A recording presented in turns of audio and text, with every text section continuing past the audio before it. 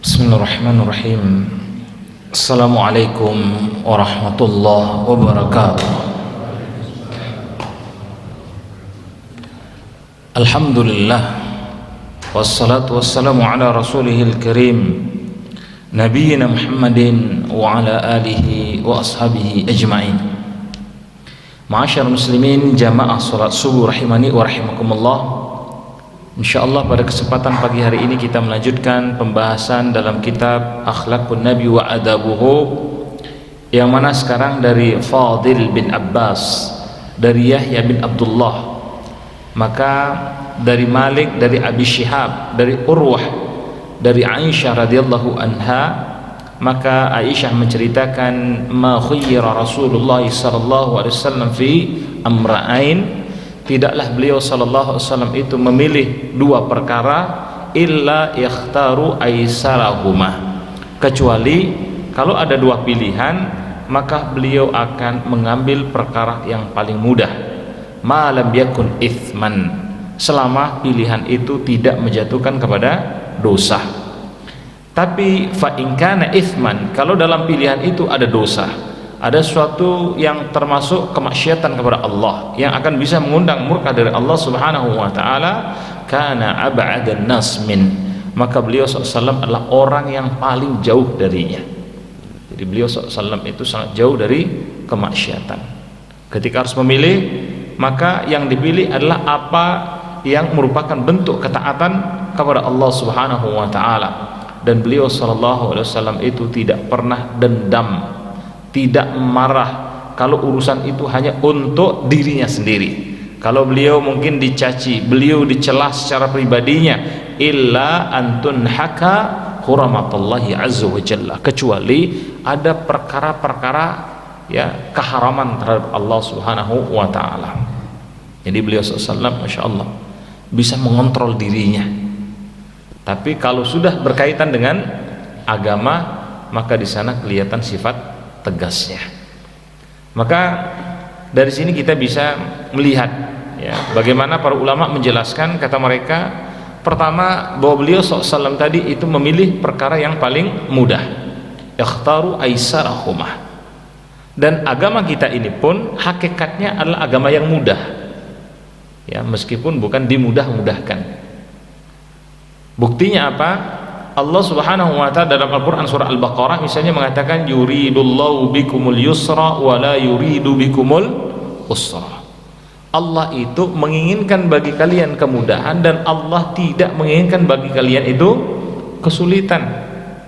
Atau dalam surat Al-Hajj 78 Allah berfirman, wa ma ja'ala alaikum fid din min haraj, dan tidaklah, kata Allah Subhanahu wa ta'ala, kami jadikan bagi kalian dalam masalah agama ini kesulitan, sesuatu yang akan memberatkan kalian ya. Bahkan Allah mengatakan, yuridullahu ayyukhaffifa ankum wa khuliqal insan dha'ifa. Allah itu menginginkan meringankan urusan-urusan bagi kalian, karena Allah tahu bahwa sesungguhnya manusia itu diciptakan dalam keadaan lemah. Jadi kita ini hakikatnya memang lemah, dan Allah tidak ingin menyulitkan bagi kita. Tapi ketika Allah Subhanahu wa ta'ala telah menetapkan sesuatu urusan, Allah telah memberikan suatu perintah, hakikatnya sebenarnya itu la yukallifullahu nafsan illa wus'aha. Allah tidak membebankan suatu perkara kepada satu jiwa kecuali sesuai dengan kemampuannya. Artinya Allah sangat tahu ukuran kita. Kalau kita merasa kemudian berat sekali ya, mungkin apakah perintah, apakah larangan, atau mungkin cobaan yang lain berupa musibah, kita merasa seakan-akan saya tidak sanggup ini untuk ya menerima perintah ini, saya tidak sanggup untuk menerima musibah ini, maka hakikatnya bukan Allah yang salah, bukan karena Allah itu yang ya memberikan kesulitan kepada kita dengan sesuatu yang tidak bisa kita ya untuk kita tempuh, untuk kita hadapi. Bukan karena kita tidak punya kemampuan, tapi mungkin bisa jadi karena hati kita yang memang tidak terpaut, tidak berhusnudzon kepada Allah Subhanahu wa ta'ala. Ya, dulu kan pernah kita ceritakan, ketika ada seorang pemuda, dia datang kepada seorang syekh. Dia bercerita kepada syekh tadi bagaimana tentang masalah yang dia hadapi, yang rasanya ini adalah masalah yang paling berat. Kesannya itu kayaknya tidak ada orang punya masalah yang lebih berat dibandingkan dengan masalah yang dihadapi tadi. Ya, padahal kita sudah tahu kan kaidahnya itu, ya, sesungguhnya kata beliau sallallahu alaihi wasallam, asyaddul bala al-anbiya. Orang yang paling berat, paling dahsyat mendapatkan cobaan itu adalah para nabi. Tsummal amsal fal amsal. Kemudian yang setelah itu dan setelah itu. Artinya apa? Kalau dibandingkan dengan para nabi, berat kayak apapun cobaan yang selama ini kita hadapi, sudah tidak ada apa-apanya. Apa cobaan kita? Dengan penyakit. Siapa yang lebih berat sakitnya dibandingkan dengan Nabi Ayub alaihissalam? Tidak ada, Pak. Oh, saya dapat cobaan ini, sibuk karena saya kaya, sibuk harus ngurus harta, ngurus mungkin kerajaan kita. Coba lihat siapakah yang lebih banyak hartanya dibandingkan dengan Nabiullah Sulaiman? Tidak ada. Ya, sekaya apapun orang sekarang itu tidak ada apa-apanya dibandingkan dengan kekayaan Nabi Sulaiman. Saya ini kan mengurus rakyat, saya ini kan pejabat. Maka Allah pun nanti pada yaumul qiyamah itu akan berhujah dengan Nabi Yusuf alaihissalam. Karena Nabi Yusuf itu adalah pejabat yang paling sibuk mengurus rakyatnya, ya, dan sangat amanah. Sampai-sampai ketika terjadi paceklik sampai 7 tahun itu di Mesir aman-aman saja. Bahkan bukan cuman aman untuk kebutuhan dalam negerinya, itu bisa membantu orang-orang di sekitar, di luar Mesir. Dan itu juga yang kita baca dalam Al-Quran, mengisahkan bagaimana kemudian ya Nabi Yakub, kemudian saudara-saudara dari Nabi Yusuf itu bisa bertemu. Karena apa? Orang-orang dari Palestina pun itu juga datang untuk minta bantuan ke Mesir. Ada nanti, itu iyalah kalau cobaannya mungkin berupa kekayaan, cobaan berupa jabatan. Ternyata saya cobaannya ini jadi orang paling miskin di dunia. Mungkin itu perasaan kita saja. Orang yang paling miskin di dunia itu adalah Nabi Isa alaihissalam. Jadi kira-kira kita mau berhujah dengan seperti apa? Tidak ada. Hanya saja kata Syekh tadi, ketika anak muda tadi mengadukan, saya ini masalah berat sekali, maka Syekh tahu masalahnya bukan pada masalahnya itu sendiri, tapi adalah pada hatinya. Maka kata Syekh tadi, ayo kita berjalan ke pinggir danau dan engkau bawa beberapa genggam garam dan 1 gelas air. Akhirnya mereka duduk di dekat danau tadi. Sekarang kata Syekh tadi, coba masukkan 1 genggam garam itu ke dalam 1 gelas air, engkau aduk, engkau minum. Apa yang kau rasakan? Maka kata anak muda ini, asin. Sekarang ini 1 genggam, engkau lemparkan beberapa genggam itu ke danau. Silakan, mau diaduk mau apa silakan. Kemudian engkau ambil, engkau cicip, apa yang kau rasakan? Apakah ada asin? Tidak. Maka kata Syekh tadi, hakikatnya masalah dalam hidup itu seperti garam ini. Maka ya garam ini tergantung ya kemana engkau meletakkannya. Dan wadah tempat air itulah hatimu. Kalau hati itu sekecil gelas tadi, maka mungkin masalah yang sedikit sekalipun itu sudah sangat terasa. Ya, kita baru masalah apa misalnya, kecil saja masalah tadi, itu sudah berat sekali rasanya. Tapi kalau kemudian hati tadi, karena kita serahkan kepada Allah Subhanahu wa taala, kita yakin Allah la yukallifullahu nafsan illa wus'aha. Allah tahu tidak akan tertukar masalah tadi. Allah tahu fulan dia sanggup, masalahnya level ini, si fulan ini seperti ini. Allah berikan cobaan tadi sesuai dengan kemampuan masing-masing. Dan kita berhusnuzan bahwa ketika ada kesulitan, sesungguhnya fa inna ma'al usri yusra. Memang ada kesulitan dalam hidup, tapi kita yakin Allah mendatangkan bersama kesulitan itu kemudahan. Maka apa? Dengan husnuzan kepada Allah, dengan hati tadi yang kita pautkan kepada Allah, sehingga kemudian apa? Luas hati kita. Seperti halnya danau, masalah yang besar sekalipun itu kemudian tidak terlalu akan berpengaruh dalam hidup kita. Bahkan justru masalah-masalah yang kita hadapi tadi itu akan membuat kita menjadi semakin kuat, akan membuat kita menjadi semakin kokoh. Ya, kita mau punya masalah itu, kata ulama, seperti halnya pensil itu ketika diraut itu sakit, pedih. Tapi ketika kita berhusnuzon kepada Allah Subhanahu wa taala, justru rautan pensil tadi itu membuat pensil menjadi sesuatu yang berharga. Ya, coba bayangkan kalau pensil tidak diraut, itu apa bedanya dengan ranting saja? Tidak bisa dipakai, tapi dia baru bermakna kalau sudah diraut. Atau pernah juga dikisahkan bagaimana ya halnya menanam korma. Ya, meskipun kami belum praktek ya, cuman baru baca. Ya, jadi nanam korma itu katanya bijinya itu ya, tentu mungkin bukan biji yang sudah di warung-warung, tidak bisa lagi sepertinya tumbuh. Jadi biji korma yang dibibit itu digali ya mungkin sampai 1 meter, kemudian setelah digali itu ya mungkin ada pupuk, ada seterusnya, kemudian di atas itu dikasih penghalang seperti batu, sehingga apa, ketika sudah tumbuh bijinya tadi itu tidak langsung kemudian ya langsung naik ke atas, tapi dia kokohkan dulu akarnya ke berbagai tempat, masuk dulu ke dalam, setelah merasa kuat baru dia menembus ke atas. Akhirnya kita melihat korma meskipun dia ditanam itu di padang pasir, apa pernah kita melihat oh ada pohon korma tumbang kena angin misalnya, pada anginnya sana sangat kencang.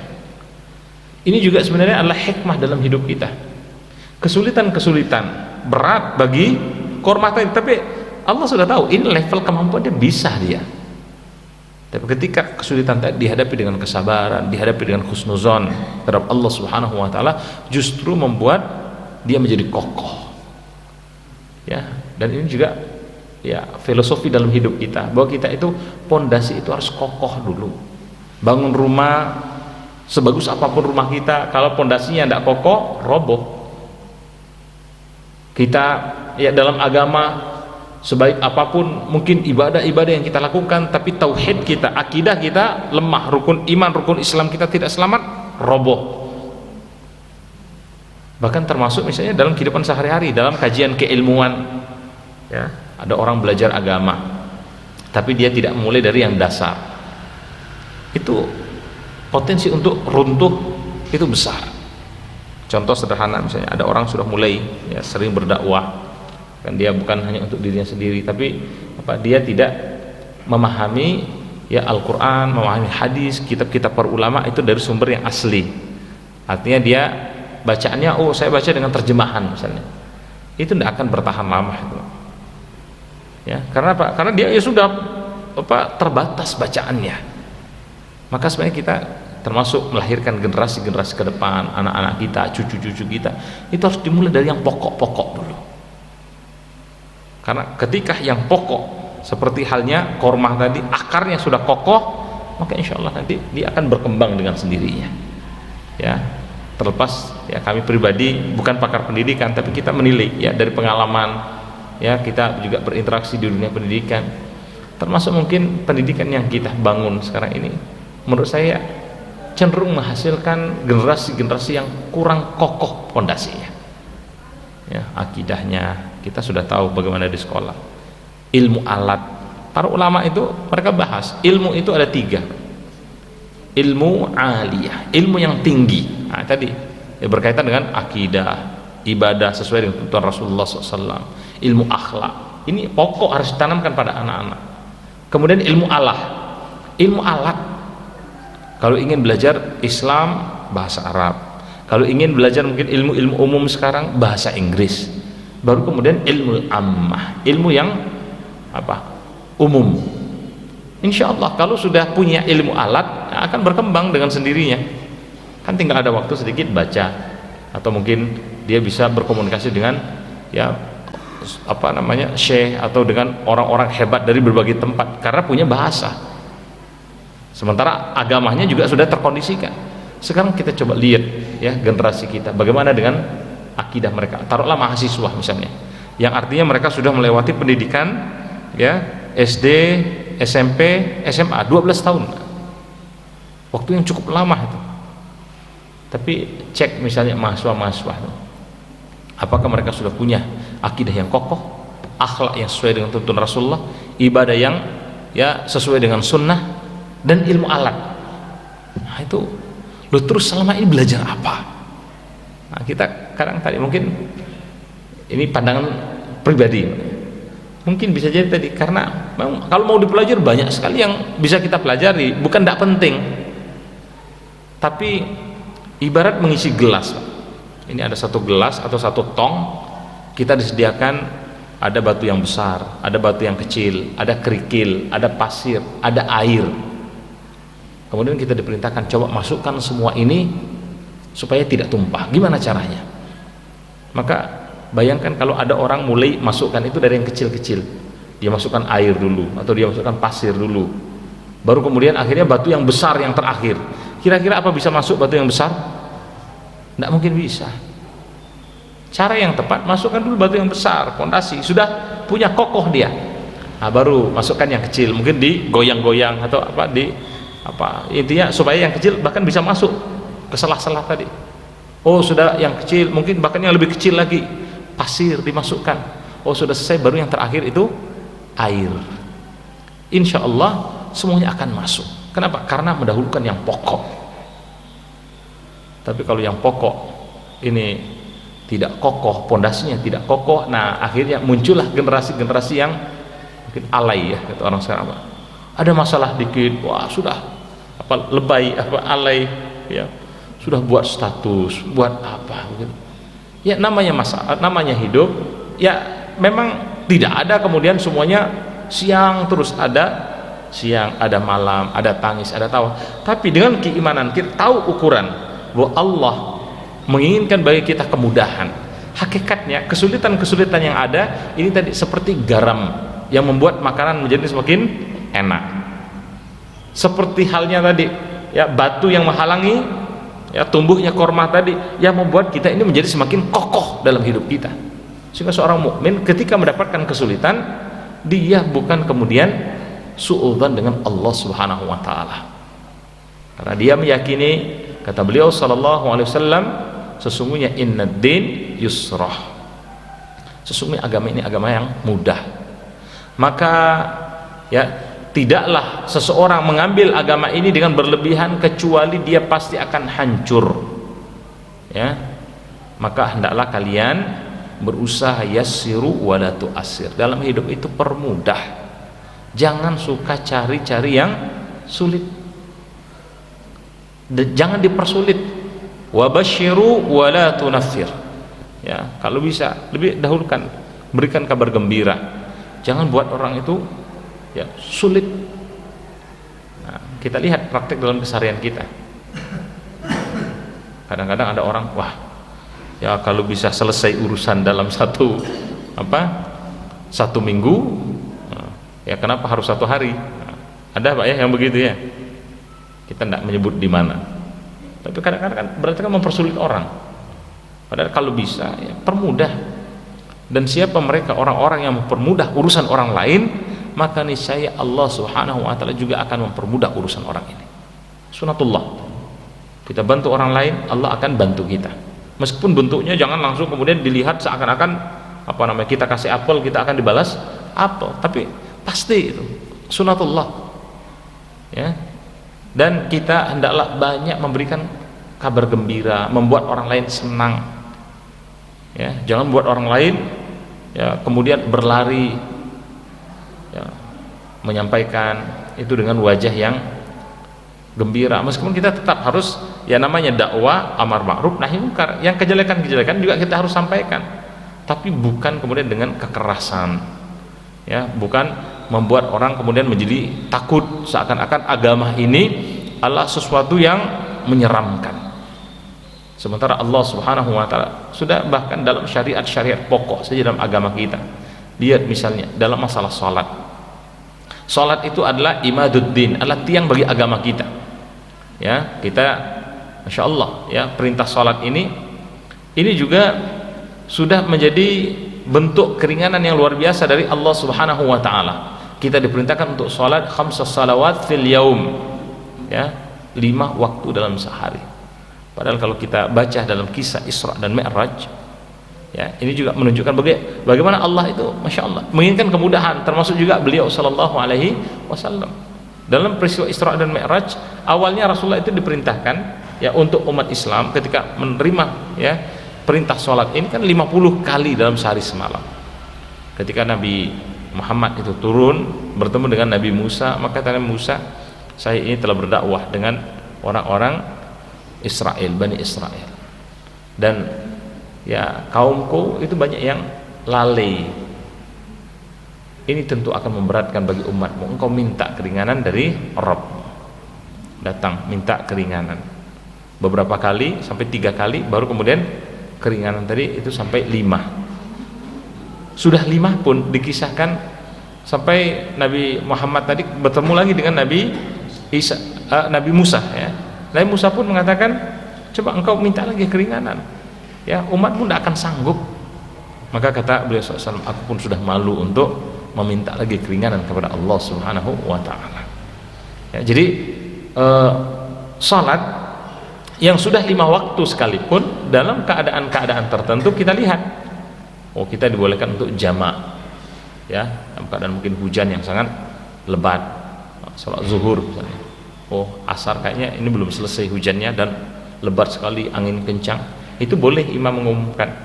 Karena kondisi seperti ini khawatir nanti mau kembali sudah kesulitan, padahal kan keutamaan sholat berjamaah itu luar biasa, maka kita ya sekalian langsung sholat asar, bukan dirutinkan Mbak ya. Akhirnya Baitul Makmur rutin zuhur asar bareng tanpa ada kesulitan, ini tidak boleh. Ini termasuk ya melalaikan, termasuk terlalu bermudah-mudahan. Meskipun agama ini mudah, tapi bukan untuk dimudah-mudahkan ya. Jadi ada apa namanya, suasana alam, ada orang sakit ya, yang kayaknya akan sangat apa namanya yusyakku alaih, menyulitkan sekali bagi dia untuk bolak-balik sholat tadi. Mungkin dia ada penyakit, oh susah misalnya kena air, kalau sudah kena air gerges ya, padahal boleh mungkin dengan tayamum, tapi dia mungkin butuh waktu istirahat, boleh untuk jamak ya. Adapun qasar itu adalah termasuk juga keringanan dari Allah Subhanahu wa ta'ala bagi kaum muslimin, mereka orang-orang yang melakukan perjalanan. Qasar itu khusus untuk yang melakukan perjalanan ya, dan itu lebih utama kecuali beberapa keadaan kata para ulama ya. Kalau qasar misalnya kita melakukan perjalanan, ternyata kita bermakmum kepada imam ya yang mukim, yang imam mukim tadi itu kan tentu sholatnya kan tidak diqasar. Kalau kita jadi makmum, maka imam itu adalah untuk diikuti. Contoh misalnya qasar itu kan paling tidak kan jarak perjalanan 85 km. Nah, sini Surabaya mungkin sudah masuk, sini Probolinggo, bisa kita pergi ke sana, kemudian masuk waktu zuhur, mampir.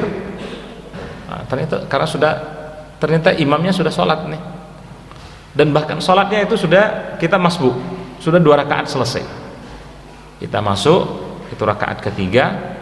Maka kan kalau kaidah qasar, ketika imam salam kan kita kan sudah dapat 2 rakaat. Maka kata para ulama, karena imam sholatnya itu dengan 4 rakaat, maka kita meskipun musafir tetap menambah 2 rakaat lagi. Jadi jatuh hukum qasar tadi itu tidak berlaku. Lu saya mau jamak juga, maka berarti sholat asarnya itu 4, jadi tidak bisa apa namanya 4-2 gitu ya, enggak, atau 2-2, dalam keadaan begitu tidak bisa. 2-2 tadi bisa berlaku kalau pertama imamnya adalah musafir tadi. Kadang-kadang kan ada kita mungkin sudah selesai yang jamaah yang tetap, kemudian kita sholat, bahkan masih ada penduduk yang setempat mungkin yang mau sholat juga, atau orang di sekitar sana, Pak kami musafir, kami akan sholat jamaah qasar, jenengan ikut jamaah qasar? Oh enggak, nah, kami nanti 2 rakaat salam jangan dilanjutkan. Itu boleh ya, tidak ada masalah karena dia menjadi imam, jadi imamnya adalah musafirnya tadi. Atau kemudian dia bisa, intinya kalau dia sudah punya jamaah sendiri ya, tapi kalau dia mengikuti imam yang mukim, maka diikuti imam yang mukim tadi. Nah itu apa namanya diantara fikih ya dalam sholat yang kadang-kadang ya sebagian dari kaum muslimin itu kurang paham ya. Wallahu ta'ala a'lam. Tapi intinya ya sholat yang awalnya ini 4 rakaat kemudian dijadikan 2 rakaat saja ya, kecuali maghrib ya, maghrib subuh tidak bisa dikurangi, pokoknya hanya zuhur, asar, isya itu yang bisa dikasar. Ini semua adalah menunjukkan bagaimana kemudahan dari Allah Subhanahu wa taala. Ada syariat tayamum. Ini juga adalah kemudahan dari Allah. Ya. Kita mungkin ada tadi yang tidak bisa kena air, atau mungkin ada yang kesulitan dengan air. Maka dia cukup bertayamum saja. Ya. Wa idza lam yajid al-muslim al-ma' fatayammamu. Ya. Kalau dia tidak ketemu air atau mungkin ada kesulitan dengan air, wa in kuntum ya marada aw ala safarin, kalau kalian itu dalam keadaan sakit atau dalam keadaan safar, au jaa ahadum minkum minal ghaith aw lamastumun nisa, kemudian kalian tadi dalam keadaan ya perlu untuk bersuci, ya, maka falam tajidu ma, dan kalian tidak menemukan air, fatayammamu sa'idan thayyibah, maka kalian bertayamum dengan cara yang baik, famsahu biwujuhikum wa aydikum min, maka cukup tayamum itu tidak kemudian seperti wudu, ya, tidak perlu tepukkan tangan kita ke tempat yang kira-kira ada debu yang bersih lah. Bisa kalau di kendaraan, di belakang kendaraan tadi tepuk, ya, kemudian ditiup. Nah, bukan semua tubuh kita, apalagi sampai kayak kumur-kumur, tidak benar, ya. Jadi cukup kalau dalam firman Allah tadi, famsahu biwujuhikum, kalian usapkan itu ke wajah kalian, jadi wajah kita. Tapi bahkan setelah begini tadi itu ditiup dulu, Pak, ya, ditiup baru kemudian diusapkan di wajah kita, sekali saja selesai. Kemudian wa aydiyakum min, dan tangan kalian, ya, tangan maksudnya kata ulama ini adalah belakang tangan, ya, sudah selesai. Meskipun nanti ada khilaf ya para ulama, boleh kita wajah ini saja, wajah kemudian baru tangan, atau ada juga pendapat yang lain mengatakan dia habis tangan ini, dia tangan yang telapak ini telapak, ini punggungnya, belakangnya, baru kemudian wajah. Yang pendapat pertama ini adalah dari firman Allah ini, ya, maka kalian usapkan ke wajah kalian dan ke tangan kalian. Nah, adapun nanti ada pendapat yang mengatakan setelah tangan ini kemudian tangan ini, karena ada riwayat yang menceritakan kalau Rasulullah itu pernah kelihatan beliau ya dari tangan kemudian langsung ke punggungnya kemudian ke wajahnya. Tapi intinya kita ingin menunjukkan bahwa agama ini lagi-lagi agama yang mudah, ya, agama yang mudah. Sholat pun ya tidak bisa berdiri, ya duduk, tidak bisa duduk ya berbaring, itu juga boleh, ya, karena kami juga ketemu itu beberapa di antara saudara kita kaum muslimin, mungkin karena ya belum tahu, ya, mereka sakit akhirnya sampai tidak sholat. Lu gimana saya mau sholat, saya cuma bisa tidur, tidak apa-apa. Lu tapi tidak bisa ke kamar mandi untuk wudu, susah, ya tayamum. Ini menunjukkan agama ini mudah. Tapi apa yang menjadi batasan syariat dari Allah Subhanahu wa taala, maka itu dijaga. Puasa ini juga ya, kalau kita lihat dengan sudut pandang bagaimana agama ini agama yang mudah, maka akan kelihatan bagaimana Allah Subhanahu wa taala memberikan keringanan kepada kita. Ya tapi ya kayak apapun, masa kita tetap tidak makan? Insya Allah, justru kan jelas puasa tadi la'allakum tattaqun, hikmahnya itu untuk kita, untuk membersihkan jiwa kita, menjadikan kita orang yang bertakwa. Bahkan secara ya medis pun itu juga memberikan manfaat. Tapi lihat dalam syariat puasa, Allah pun memberikan keringanan. Syahrul Ramadan, bulan Ramadan, insya Allah sebentar lagi kita akan memasukinya, yang Allah menurunkan padanya itu Al-Quran sebagai petunjuk bagi manusia, penjelas ya bagi petunjuk dan pembeda antara yang baik dan benar. Maka faman syahida minkum asy-syahrah, siapa di antara kalian yang bertemu dengan bulan ini, bertemu dengan bulan Ramadan, fal yasumhu, maka hendaklah dia berpuasa. Nah, tapi kita ada di bulan Ramadan, wa man kana maridan, ternyata dalam keadaan sakit. Sakit pun dibahas detail itu oleh para ulama. Makna sakit ini adalah kalau pertama ada sakit yang yashakku wa yadurru alaih, sakit yang membuat dia sulit untuk berpuasa atau bahkan mencelakakan dia untuk berpuasa. Kalau dia berpuasa ini membahayakan, maka faharamu alaihi asyam, haram, tidak boleh orang yang puasa.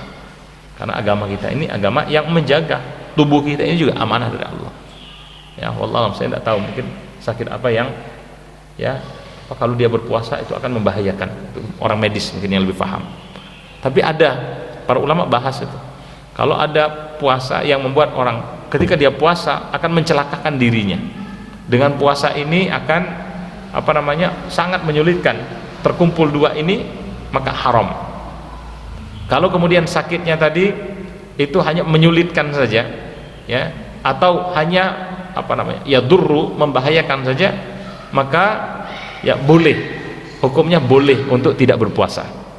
Sakit, tapi sakitnya pun sakit yang membuat dia sulit. Tapi lagi-lagi ukuran sulit ini ukuran syariat, Pak, ya, bukan ukuran keinginan. Karena para ulama buat kalau ada sakit, ternyata sakit itu la yashukku wala yadurru. Sakit itu tidak akan menyulitkan baginya untuk berpuasa dan tidak akan membahayakan ketika dia berpuasa. Contohnya apa, Pak? Flu gitu ya. Kok enggak puasa, Pak? Lagi kena flu. Nah, ini kata para ulama ini termasuk orang yang melalaikan agama. Dan ini enggak boleh. Ya, cuman kenapa sakit? Kelingking saya agak sakit, saya enggak puasa. Ini enggak boleh. Ya, karena apa? Apa hubungan antara kok keinjak kaki misalnya atau kejepit kelingking dengan tidak berpuasa? Nah, maka yang seperti ini ternyata orang yang tidak mau berpuasa dia tentu bermasalah secara keimanan. Ya, haji. Ya, begitu juga haji. Manis istata'a ilaihi sabila. Haji itu ya bagi mereka orang-orang yang punya kemampuan untuk sampai ke sana. Ya. Jadi ini petunjuk kalau agama ini mudah.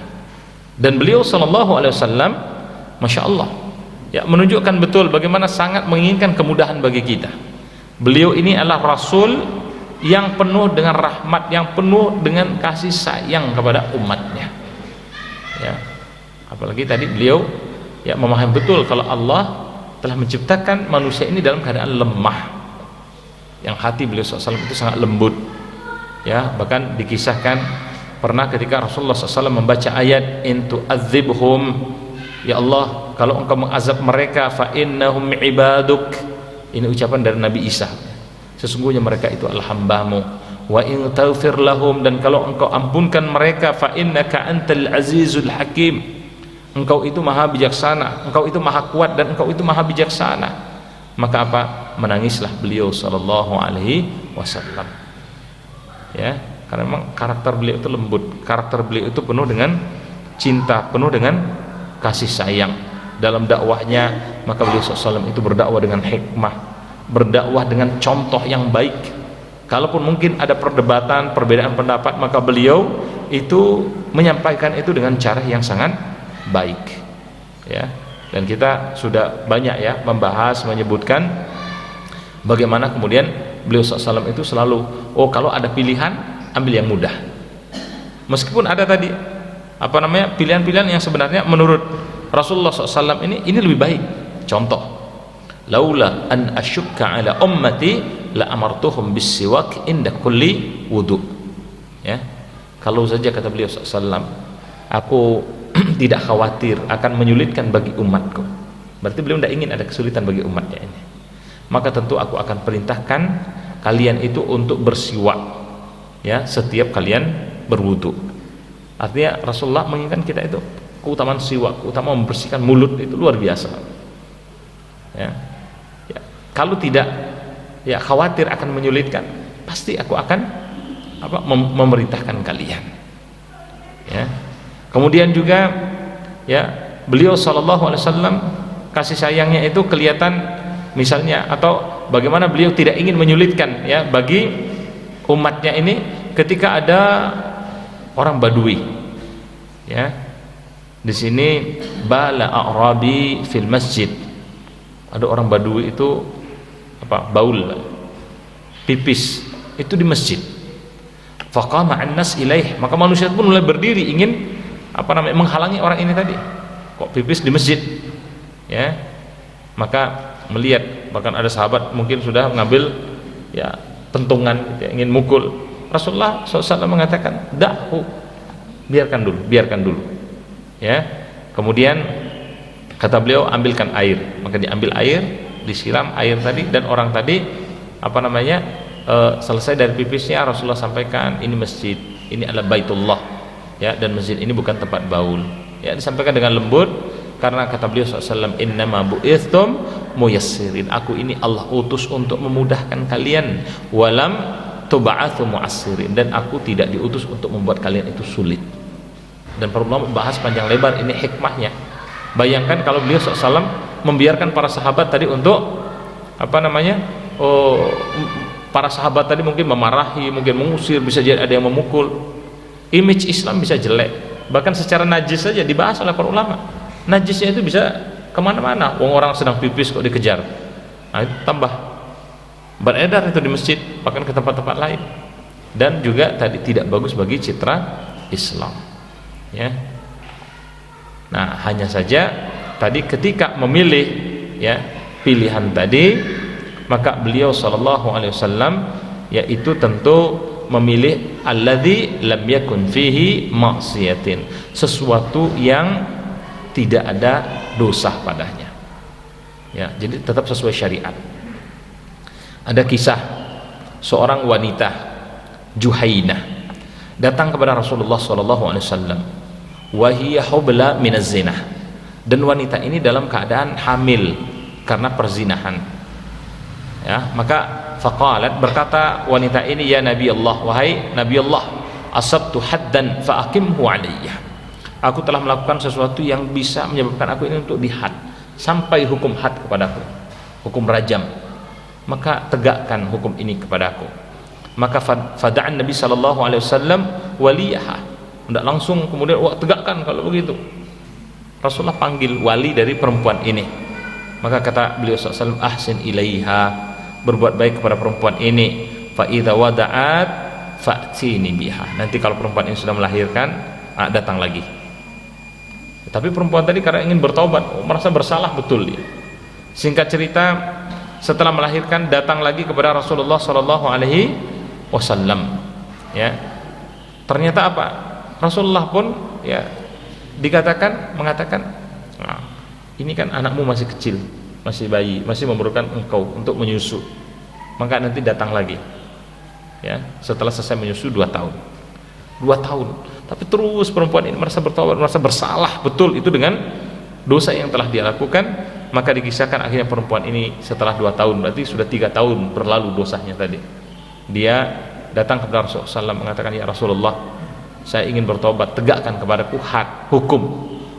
Maka singkat cerita, ya, perempuan ini pun dirajam, ya, dirajam. Maka saat itu faqala lahu Ummar, ya, tusalli alaihi ya Nabi Allah, karena melihat Rasulullah bahkan setelah merajam menyolatkan perempuan ini.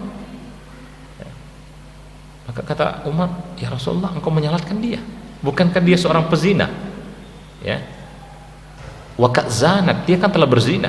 Maka faqala Rasulullah SAW, laqad tabat taubatan law qusimat baina sab'ina min ahli al-Madinah lawasi'athum wa hal wajadat taubata afdal min an jadat bi nafsiha lillahi ta'ala.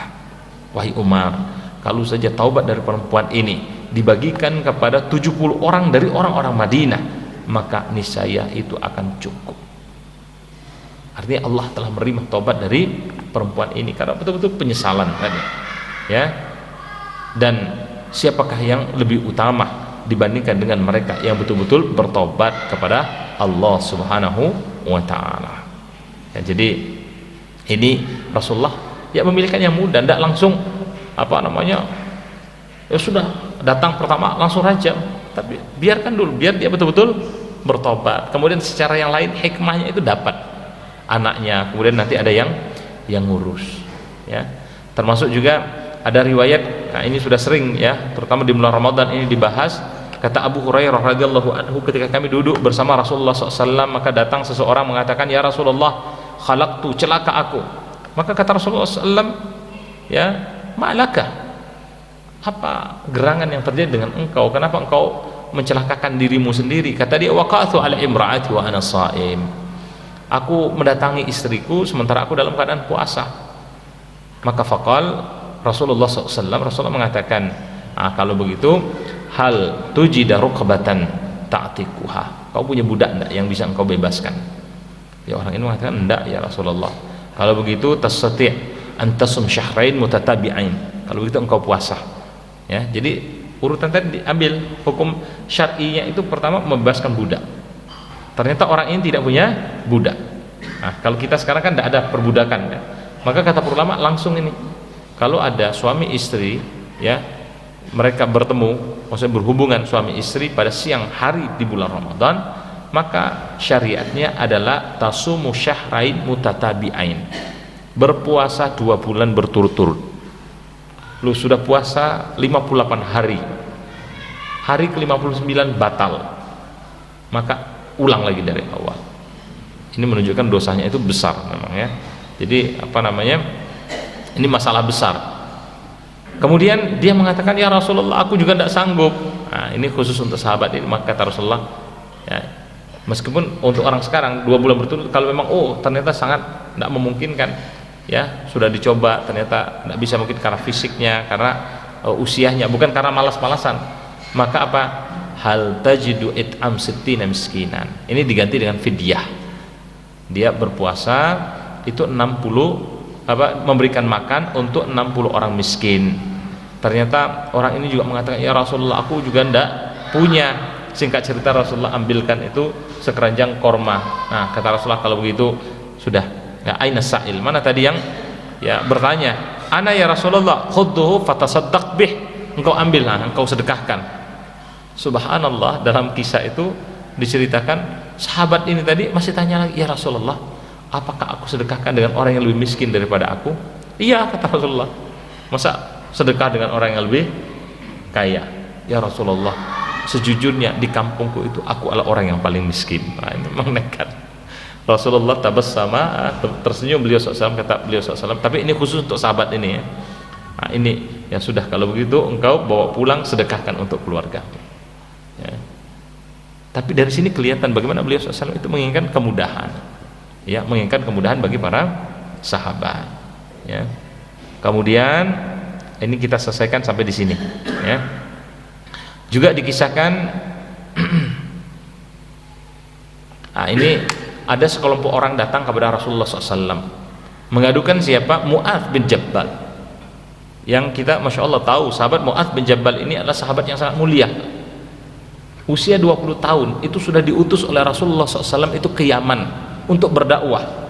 Bahkan sebelum diutus ke Yaman ditanya oleh Rasulullah, Mu'adz nanti di Yaman, dulu belum bisa WA-an ya, belum bisa telepon apalagi video call, Mu'adz nanti engkau kalau di Yaman, ini kita kan di Madinah nih ya, bahkan perjalanan kan baru ke Mekah saja waktu itu sudah 11 sampai 13 hari ya, itu ke Mekah, bisa 2 kali lipatnya kan Yaman.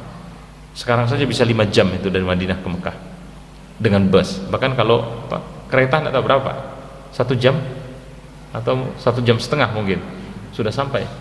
Kalau dulu 11 sampai 13 hari itu baru sampai ke Mekah dari Madinah. Ini Yaman selatan lagi. Nanti Mu'adz, engkau akan menetapkan hukum untuk orang-orang Yaman itu dengan apa? Kata Mu'adz, dengan Al-Quran. Ini menunjukkan apa? Mu'adz bin Jabal itu menguasai Al-Quran semuanya pada usia 20 tahun.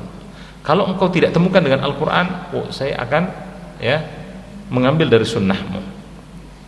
Kalau engkau tidak ketemu juga, saya akan melakukan ijtihad, berijtihad sesuai dengan Al-Quran dan sunnah. Ini menunjukkan Mu'adz ini Masya Allah sahabat yang mulia. Tapi namanya manusia ada khilaf juga Pak. Apa khilafnya Mu'adz bin Jabal? Yusalli, beliau itu salat ya, ternyata apa? Mengimami makmumnya faqara'a bi suratil Baqarah au An-Nisa. Nah, kalau salat Isya itu bacanya itu surah Al-Baqarah atau surah An-Nisa, Pak. Ini Masya Allah ya. Ini ya karena hafal yang jelas. Tapi imamnya itu baca Al-Baqarah. Nah, baca An-Nisa. Saya tidak tahu kalau di Baitul Ma'mur itu kalau terjadi begitu imamnya salam masih ada makmumnya apa enggak, itu tidak tahu kita. Ya. Maka orang-orang tadi mengadukan perkara Mu'adz tadi kepada Rasulullah SAW bahwa Mu'adz ini begini dan begini. Ya, maka Rasulullah panggil Mu'adz. Kata Rasulullah, ya Mu'adz, ya wahai Mu'adz kemari. Ya, aftana anta. Ya, apakah engkau ingin membuat fitnah di tengah umat ini? Falaulah salaita bisma rabbikal wasyamsi wadduhaha wal laili idza yaghsha. Mu'adz, apa engkau ingin buat fitnah di tengah umat ini? Tidak boleh begitu. Kenapa engkau tidak baca saja sabbihisma rabbikal a'la, atau engkau baca wasyamsi wadduhaha, ya, atau wal laili idza yaghsha, dan seterusnya, ya. Karena apa? Fa innahu, sesungguhnya, yusalli waraika, orang-orang yang salat di belakang engkau itu al-kabir, orang-orang yang tua, wad-dhaif, mungkin orang-orang yang lemah, wazul hajah, mungkin ada orang yang ada kebutuhan, ada keperluan, ya. Imam di dekat masjid, masjidnya di dekat bandara atau di dekat stasiun. Nah, kadang mungkin orang mampir, wah ini sebelum berangkat sholat dulu, tapi imamnya baca Al-Baqarah, ya sudah, itu telat, itu tidak boleh, Pak, ya. Jadi kita dituntunkan kalau sholat sendiri, monggo, sholat malam kita mau panjang kayak apapun, ya silahkan. Bahkan dengan memegang mushaf pun itu, kalau hafalan kita belum cukup, itu dibolehkan. Tapi kalau jadi imam, kira-kira kaidahnya dibahas dalam kitab Minhajus Salikin, itu kalau sholat subuh dan sholat isya itu dari surah An-Naba sampai Sabbihis, ya, berarti 1,5 halaman atau 1 halaman, itu kira-kira agak panjang lah bacaannya, ya. Termasuk sholat subuh oleh para ulama, ya, diusahakan jangan itu misalnya Qul huwallahu ahad, itu bisa-bisa ada makmum baru di depan sana, Pak, nyampe ke sini udah selesai, apalagi rukuknya juga cepat, ya sudah, banyak itu yang yang terlambat kalau begitu. Jadi subuh isya dalam kitab Minhajus Salikin paling tidak 1,5 halaman sampai 1 halaman, itu kira-kira bacaannya. Nah, adapun untuk zuhur, asar, maghrib, itu yang lebih ringan tadi adalah dari wadduha sampai An-Nas, berarti kira-kira 1 halaman kurang, atau 1/2 halaman, atau bahkan 1/3 halaman, karena kan 3 kul itu kan dalam 1 halaman. Nah, itu dibagi 3, jadi kira-kira bacaan begitu yang dituntunkan oleh Rasulullah SAW bagi imam untuk sholat di tengah masyarakat. Meskipun tetap tadi, ya, kita lihat kondisi masyarakatnya, karena nanti masyarakat kan beda-beda, ya, artinya paling tidak memang dalam 1 rakaat itu jangan kurang dari membaca Al-Quran itu 3 ayat. Itu termasuk sunnah yang dituntunkan oleh Rasulullah SAW, ya. Jangan misalnya Bismillahirrahmanirrahim, Qul huwallahu ahad, Allahu akbar, nah itu makruh, ya, selesaikan paling tidak 3 ayat, ya. Nah, tapi ini juga lagi-lagi menunjukkan bagaimana Rasulullah SAW itu menginginkan kemudahan, jangan sampai agama ini kemudian menjadi kesannya itu sulit, ya, memberatkan bagi orang lain, ya. Wallahu ta'ala a'lam. Mungkin ini dulu yang bisa kita sampaikan, insyaallah, ya, pertemuan berikutnya kita akan melanjutkan tadi al-ba'du anil ma'siyati wal ithm. Bagaimana beliau SAW itu meskipun tadi memilih yang mudah, tapi tidak ingin kemudian yang mudah-mudah tadi itu justru menjatuhkan kepada maksiat atau dosa kepada Allah Subhanahu wa ta'ala. Ya, sebelum kita akhiri, kalau mungkin ada yang ingin ditambahkan atau ditanyakan, kami persilahkan. Ya. Terkait dengan kelapangan hati, ya, orang mudah memaafkan. Ya. Mungkin orang mempermudah sesuatu yang sebetulnya berat menurut orang secara umum, tapi mereka nyantai. Ya. Ada yang orang itu sering-sering ngeluh, artinya menurut orang lain itu mudah, tapi dia sering mengeluh. Ya. Nah, itu menyikapi yang seperti itu harus bagaimana? Itu kan harus kembali hati, gitu, diserahkan pada Allah. Kalau permasalahan itu diserahkan pada Allah, Allah memang semuanya sudah mudah, artinya clear, gitu. Ya. Seberat apapun. Tapi kan kayak seperti itu kan ada orang-orang yang selalu berpikir, kemudian hal yang kecil itu seolah-olah mudah dibelenggu. Ya. Itu bagaimana cara Kita sebagai orang luar apa orang yang sedang mengalami? Kalau kita misalnya ketemu ada orang begitu, ya yang kita bisa ya ajak ngobrol, tapi intinya itu tetap kepada ilmu. Ya. Ilmu, faham agama tadi, kenal Allah, kenal Rasul, kenal agama ini, insya Allah itu akan memudahkan. Ya, kita tadi misalnya, ada kesulitan, kita langsung ingat, fa inna ma'al usri yusra. Bersama kemudahan, bersama kesulitan itu ada kemudahan. Insya Allah kan jadi kita, insya Allah. Nah, apalagi dalam hadis qudsi itu disebutkan ana inda dhanni abdi bih. Aku itu kata Allah Subhanahu wa taala tergantung dengan prasangka hamba terhadapku. Maka ini juga perlu Pak ditanamkan dalam keluarga kita, pasangan kita, anak-anak kita. Jangan pernah suudzon dengan Allah. Nah, ini kan ilmu lagi Pak. Jadi kalau misalnya kita punya sesuatu atau punya masalah, wah kalau begini sulit ini, tidak ada jalan keluarnya. Benar itu. Kata Allah, ana inda dhanni abdi bih. Aku itu sesuai prasangka dari hambaku. Benar, dia akan merasakan kesulitan kayak tidak ada jalan keluar dari masalahnya. Tapi kalau kita sudah punya prasangka, wah Allah sampai 2 kali itu kan berturut-turut, inna ma'al usri yusra, ya, fa inna ma'al usri yusra. Terus Allah saja sudah jelas mengatakan begini kok. Terus saya prasangka baik. Yang penting bagi kita kewajiban usaha. Ini kan ilmu yang bisa mengontrol kita tadi. Kalau kita punya ilmu, kenal agama, kita kenal dengan Allah, maka insya Allah tadi masalah-masalah yang seperti apapun nanti bisa kita sikapi. Minimal tadi pikiran hati kita itu ketika terjadi apa-apa, wa ma khalaqta hadza batila.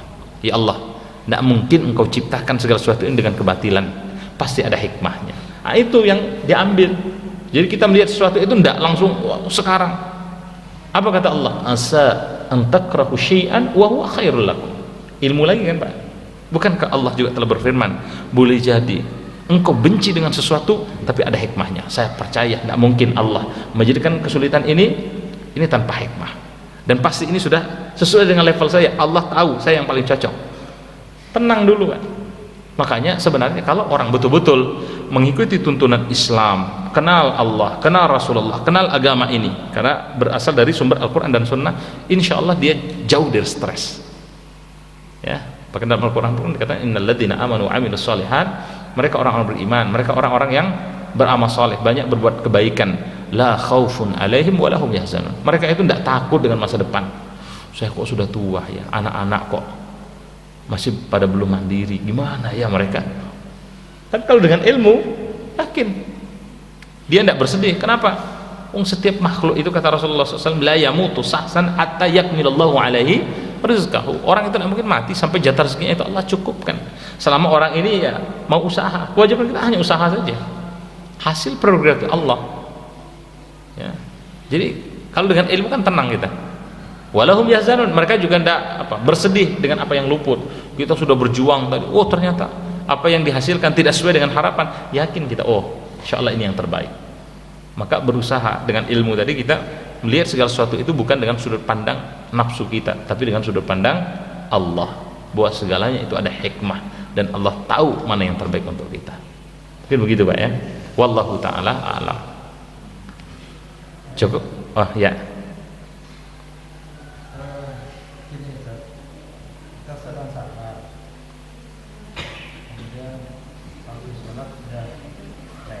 Ya.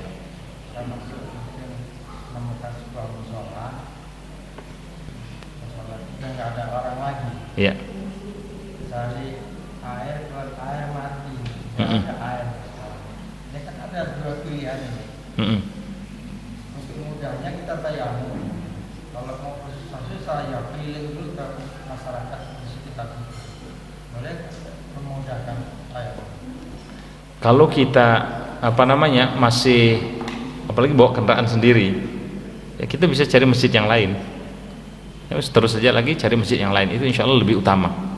Karena apa? Sebenarnya kan belum sampai pada level itu falam tajiduma, kalian tidak menemukan air. Usaha masih sangat memungkinkan.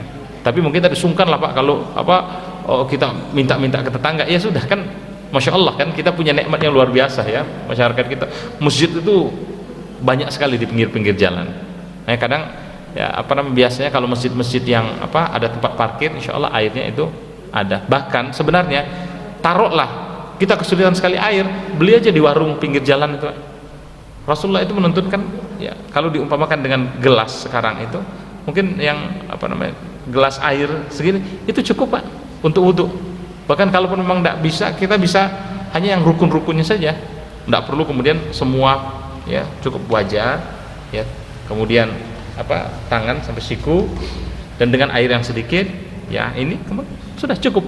Jadi 1 botol atau 1 gelas kita gelas begini saya itu insya Allah sudah cukup untuk berwudu tadi.